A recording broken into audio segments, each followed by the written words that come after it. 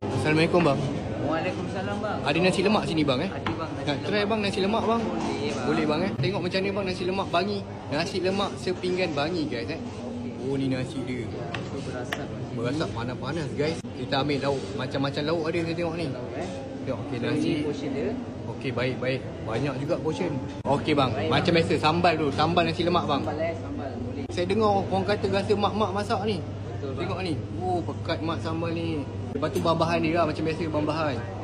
Bahan-bahan dia okey kacang, ikan bilis semua ada. Timun pun ada. Timun nak satu je bang. Hari ni tekak tak nak makan timun lah. Tekak tak nak makan timun. Nak rasa-rasa je. Timun nak satu. Satu je.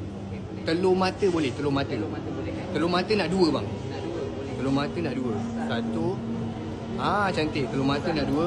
Lepas tu bang saya dengar sini ada nasi lemak lam sheng. Betul ke? Betul bang. Lam sheng rendang. Oh ni lam sheng rendang. Yeah. First time dalam semua hidup makan nasi lemak dengan lam sheng. Dekat sini je ada tau. Saya takut beli barang ya. Boleh. Kita sumbat je bang. Buat macam nasi kandar. Okey. Oh nasi lemak lam sheng guys. Sambal paru bang. Sambal baru. Sambal paru macam sedap sambal paru. Okey ke bang kalau saya letak? Boleh. Tak ada masalah. Saya memang suka makan penuh-penuh bang. Saya nak rasa sambal udang boleh bang? Sambal udang. Sikit je nak rasa-rasa je sambal udang. Boleh. Tak apa abang letak je atas ikan bilis tu. Dia biar ikan bilis tu kena sambal pun sedap. Oh sambal udang dah ambil. Sambal udang kita bagi 3 Sambal udang bagi 3. Bagi petai sikit. Oh bagi petai. Ada petai bang? Ya. Bang nak try apa ni? Daging apa? Daging gendang bang Nak rendang daging sikit bang. Nak rasa-rasa je. Tak adalah banyak sangat. Hari ni plan nak diet. Tapi macam dah terlebih ni. Okey, daging gendang pun dah ambil. Ui, banyak portion dia guys. Bang, ada sambal kerang? Nak sikit je bang sambal kerang. Nak sikit je, nak rasa-rasa je. Kerang kita tinggal ni. Boleh dapat rasa-rasa cukup lah. Fresh ni.